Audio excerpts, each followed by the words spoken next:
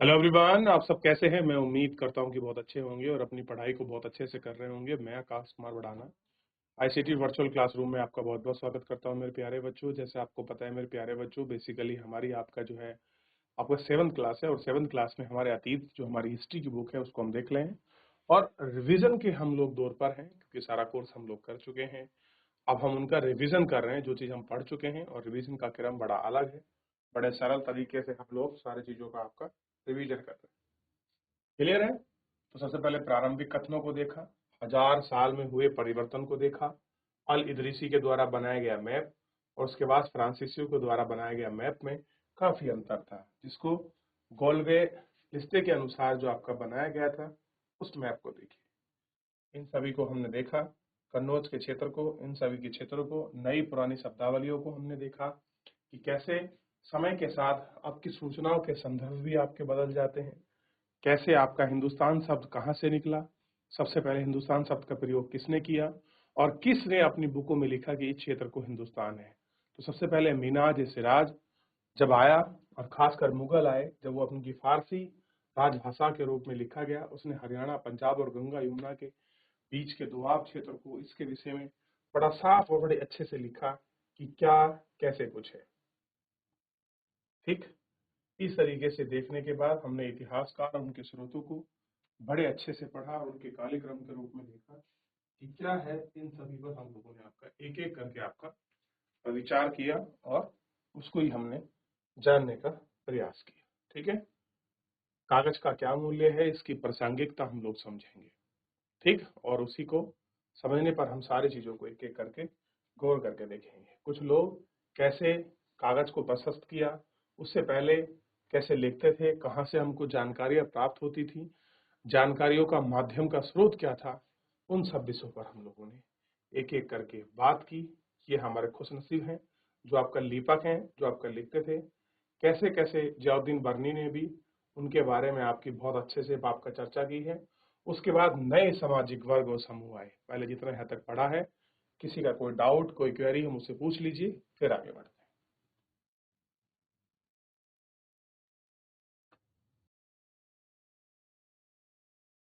देख लिया?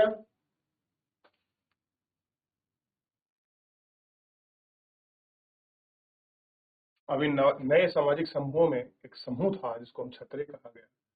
क्षत्रिय का प्रदर्शन कैसे था, कैसे रूप में था, ट्रेडिंग क्या थी, इन सबको हमने देखा कि वो लोग बेसिकली ट्रेड किस प्रकार से कर रहे थे, ट्रेड का माध्यम और नजरिया क्या था। इन सभी को हम लोग गौर करके आपका देख चुके थे। ट्रेडिंग पॉइंट को भी देखा। अच्छा, ये कितने बच्चे जानते हैं कि ये जो पहिया है ये किस चीज का है और ये किस चीज के प्रयोग में किया जाता है और गड्ढे से में क्यों इसको रखा गया है? कितने बच्चे जानते हैं इसके विषय में, ये ऐसा क्यों है? बताइए, कितने बच्चों को है इसकी जानकारी? बताएं एक बार। आगे बढ़े। देखिए, ये रहट है और रहट का कार्य था कि जब सिंचाई होती थी, इस तरीके से पटे के माध्यम से इसमें पानी निकल रहा है। ये देखिए, ये कुछ बंधे हुए है ना, ये यही आपका वो थे बैग थे जो आपके चमड़े नुमा होते थे, कुछ बाल्टियां बंधी होती थी जो आपका नीचे से पानी निकालते थे और आगे की तरफ नाली में उस पानी को गिरते थे और जिसके माध्यम से सिंचाई होती थी। इसका चक्कर चकली के माध्यम से एक लगी होती थी और बैल इसको चारों तरफ आपका घुमाया करते थे। उसी के माध्यम से ये सारी चीजें इसमें हुआ करती थी। इतना आप देख लिया आपने। आगे बढ़े। अब आगे बढ़ेंगे तो देखेंगे कि समुदाय का महत्व बढ़ गया। उसमें एक समुदाय था, कह रहे समुदाय का महत्व बढ़ गया। हमने जिस एक समुदाय की बात करी, जिसे एक योद्धा वर्ग की बात करी, वो समुदाय, वो योद्धा, वो वर्ग कौन सा था? वो योद्धा और वो समुदाय आपका वर्ग था राजपूत वर्ग। जो जिस राजपूत का अर्थ है राजा का पुत्र अर्थात राजपूत। ठीक, इन चीजों को हमने इसमें देखा और आपका देखकर हम लोगों ने बात की। ठीक,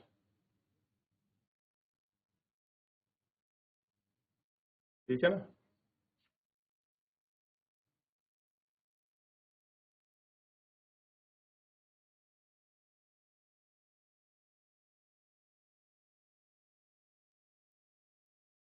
हुआ। अब ये कुछ उस समय के क्षेत्र थे जो आपका क्षेत्र और साम्राज्य के आधार पर चल रहे थे। ठीक, उन क्षेत्रों को नीचे दिखाया गया कि कहाँ पर कौन कौन से राज्य हैं, कहाँ पर कच्छ है, कहाँ पर मुल्तान है, कहाँ पर सिविस्तान है, कहाँ पर लाहौर है, कहाँ पर कुसुत है, कुम्हार, हांसी, बदायूं, कन्नौज, कड़ा, अवध, लखनौती, जामनगर, मालवा, गुजरात, देवगिरी, आपका तेलंगाना, तोंगल, द्वार संद्रम और मालवा, कहाँ पर कौन कौन से क्षेत्र हैं, और दिखाई देंगे आपको स्पष्ट कि कहाँ कहाँ पर कौन कौन से क्षेत्र थे। और आप इनको स्पष्ट रूप से देखोगे, बड़े अच्छे से आपको चमकेंगे, सारी चीजें बड़े अच्छे से आपको दिखाई भी देंगी, ये कैसे और किस तरीके से हैं। ठीक, इनको आप अच्छे से देख सकते हैं।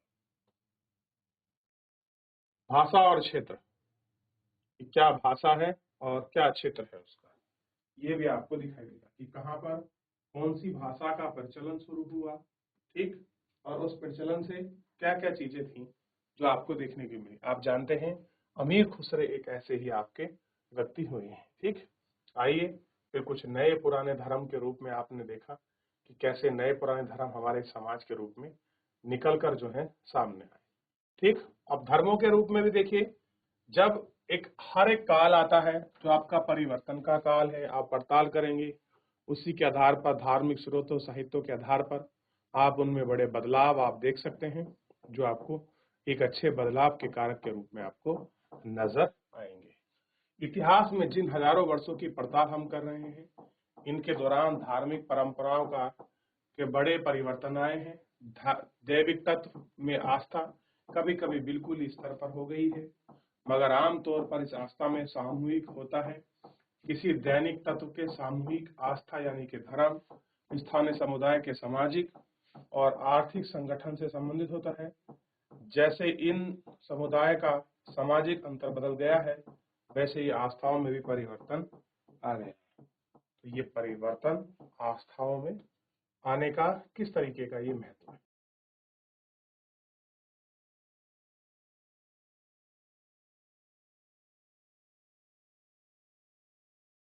ठीक, आज जिसे हम हिंदू कहते हैं, उसे उसी युग में महत्वपूर्ण बदलाव आए।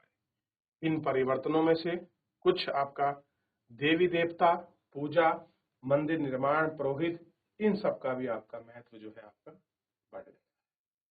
सांस्कृतिक ग्रंथों के ज्ञान के कारण ही समाज में ब्राह्मणों का बड़ा आदर होता था। इन्हें संरक्षक, नए संरक्षक जो स्वयं प्रतिष्ठा चाहते थे, इन संरक्षकों का समर्थन और उसके दबाव की वजह से ही। ठीक,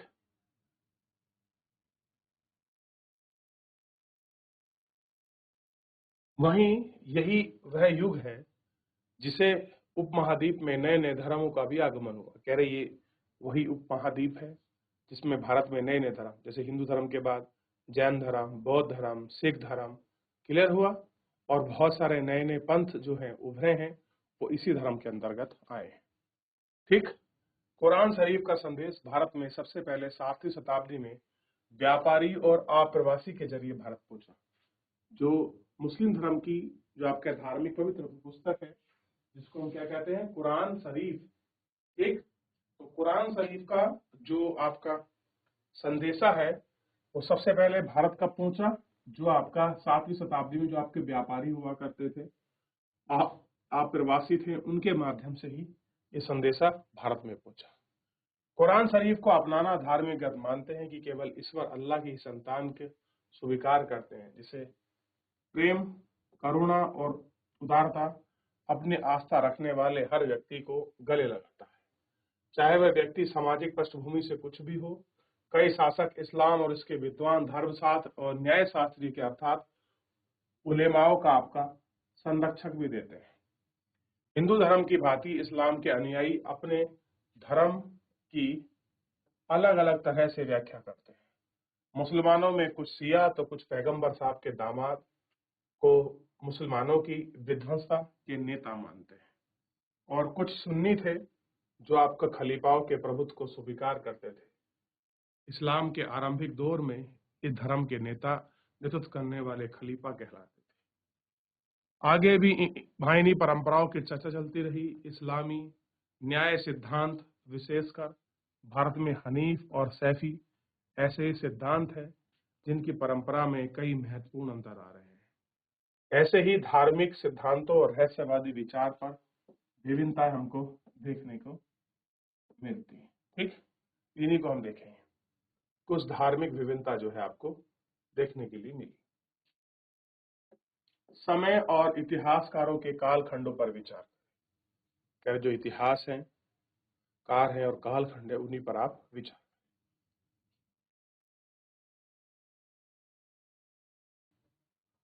इतिहासकार समय को केवल घड़ी और कैलेंडर की तरह नहीं देखते, यानी ये केवल घंटों, दिनों और वर्षों के बीतने के रूप में ही देखते हैं। उनका नजरिया यह है कि समय सामाजिक संगठन के आने पर परिवर्तन की झलक देखने को मिलती है। इन सारी चीजों में हमें परिवर्तन की झलक दिखने को मिलती है। यह दिखलाता है कि विचार और विश्वास में कितनी सततता रहती है और कितना परिवर्तन आ सकता है। यह अतीत को समान रखने वाले में कुछ बड़े युगों को कालों में बांट दिया जाता है। समय अध्ययन में कुछ आसान हो जाता है। 19वीं सदी के माध्यम से अंग्रेज इतिहासकार ने भारत के इतिहास को 3 युगों में बांट दिया। हिंदू, मुस्लिम और ब्रिटिश। कैसे बटे हैं कि अंग्रेज इतिहासकार ने भारतीय इतिहास को कैसे बटा था? हिंदू, मुस्लिम और ब्रिटिश, 3 पार्ट में इसमें इन्होंने इसको डिस्ट्रीब्यूट किया। चाहे डिस्ट्रीब्यूशन सही था? क्या हिंदुओं को इस तरह, मतलब जो भारत का इतिहास था, क्या उसको धार्मिक विभाजन के आधार पर अंग्रेजों का बांटना सही था? तो ये गलत था, क्योंकि हमारा इतिहास इस तरह से नहीं बटा। कह रहे हैं कि इस विचार पर आधारित शासकों ने धर्म की एकता पर महत्वपूर्ण ऐतिहासिक परिवर्तन होता है। अर्थव्यवस्था, समाज, संस्कृति में और कई महत्वपूर्ण बदलाव आते हैं। इस दृष्टिकोण से इस उपमहाद्वीप की अपार विविधता की उपेक्षा की होती है। कह रहे हैं कि इस काल के विभाजन को आज बहुत कम इतिहासकार ही स्वीकार करते हैं। अधिकतर इतिहासकार आर्थिक और सामाजिक कारकों के आधार पर ही अतीत के कालखंडों में विशेषता तय करते हैं। पिछले साल आपने जो इतिहास पढ़ा था उसे प्राचीनतम समाज के कई प्रकार की समावेशन है। कह रहे 6 क्लास में जो आपने हिस्ट्री पढ़ी है उसमें आपको प्राचीनतम समाज के बहुत सारे प्रकार का विश्लेषण आपको मिलेगा। ठीक, ये सारी चीजें इसमें देख सकती हैं।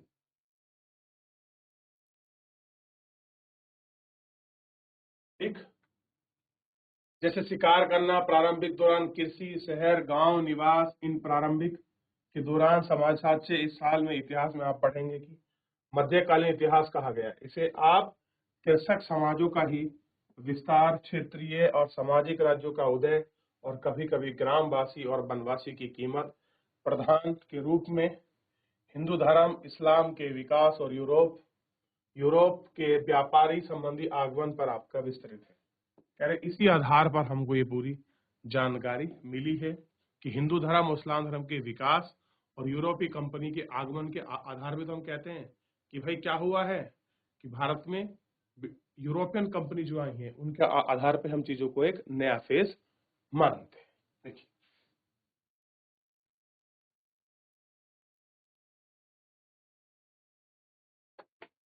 हो गया। चलिए आगे बढ़ते हैं।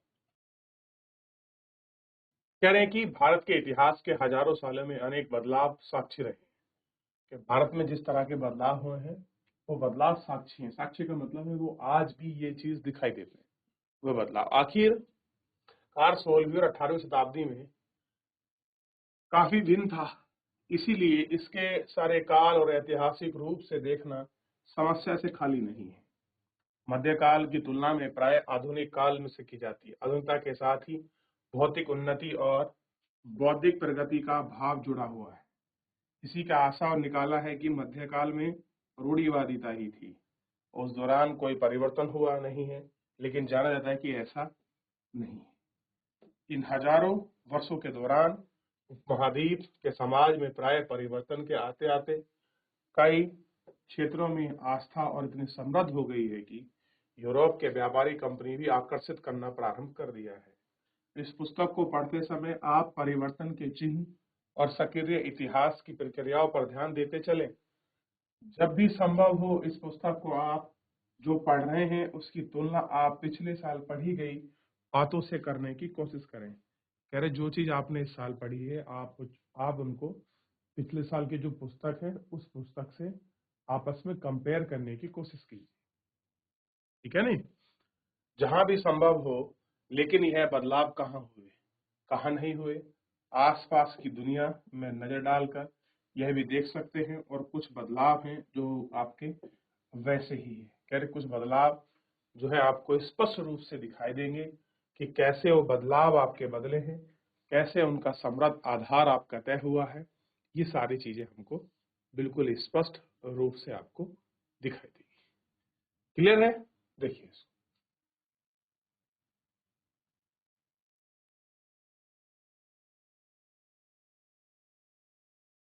तो इस तरीके से जो आपका चैप्टर है वो पूरा जो है समाप्त हो गया। अब समाप्त होने के साथ ही कुछ इसमें प्रश्न हैं जो आपके लिए छोड़े जाते हैं। जैसे मैंने कितनी बार बताया कि पांडुलिपि क्या होती है।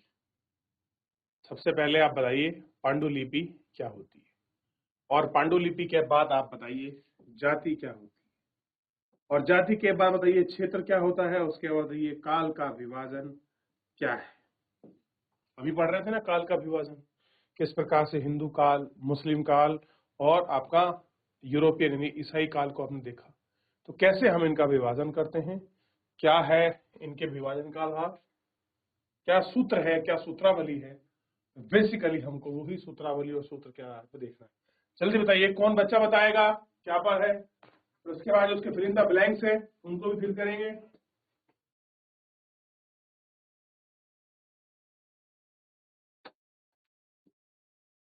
चलिए ये हो गया।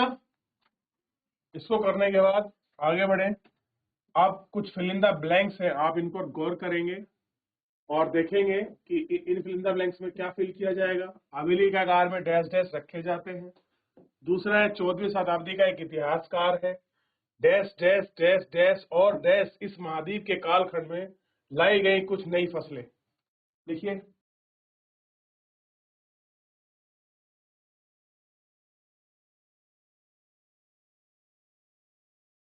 चलिए यहाँ रखे जाएंगे आपके दस्तावेज।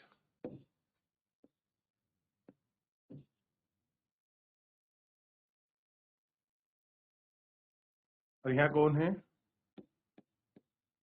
जियाउद्दीन बर्नी। ये भी दे दो, कौन है, जियाउद्दीन बर्नी। तो आलू, मक्का, मिर्च, मिर्ची तो यही लाए थे, और एक और फसल भी, चाय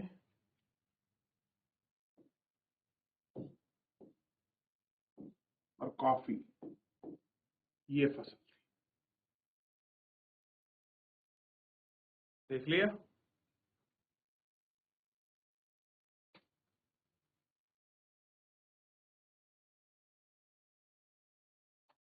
देख लिया। अच्छा, इस काल में कुछ क्या प्रौद्योगिकी आपके परिवर्तन हुए थे? तो आप कहेंगे सर प्रौद्योगिकी परिवर्तन नहीं हुए। तो गोला बारूद जो वगैरह बना, क्या वो प्रौद्योगिकी परिवर्तन में नहीं आता? दिखाऊं मैं आपको। मैंने आपसे कहा था ना कि हर समय में कुछ ना कुछ प्रौद्योगिकी, ये देखिए उपमहाद्वीप में इतिहासकारों को 3 युगों में बांटा गया है। ये मैंने गोल करके दिखाया, ये प्रश्न है, ठीक है। मैं आपको दिखाता हूँ तकनीकी वाला भी।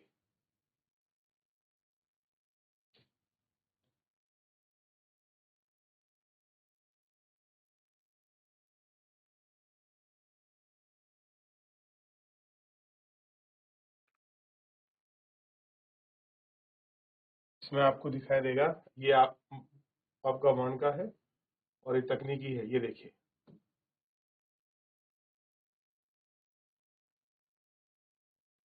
अभी ये हम लोग एक हमने आपका फिलिंदा ब्लैंक्स भरा था, आलू, मक्का, मिर्ची, चाय और कॉफी, यही भरा है। और इस समय प्रौद्योगिकी के नए दर्शन होते हैं, जैसे सिंचाई के लिए रहट, जो मैंने दिखाई थी, कताई के लिए चरखे, युद्ध के लिए बारूद वाले गोले हथियारों का इस्तेमाल। तो ऐसा कुछ भी नहीं है क्वेश्चन में जो आपको पढ़ाया गया ना हो, ना आपको समझाया गया। सब कुछ बताया और पढ़ाया और समझाया गया जो आपके सामने। चलिए, तो फिलहाल जो है आज के इस लेक्चर को हम लोग इतना ही करेंगे, क्योंकि समय हमारा समाप्त हो चुका है और चैप्टर भी हमारा पूरा कंप्लीट, और ये रहट की इमेज है। क्लियर है? चलिए बच्चों, मिलते हैं नेक्स्ट लेक्चर में नए चैप्टर के साथ। धन्यवाद।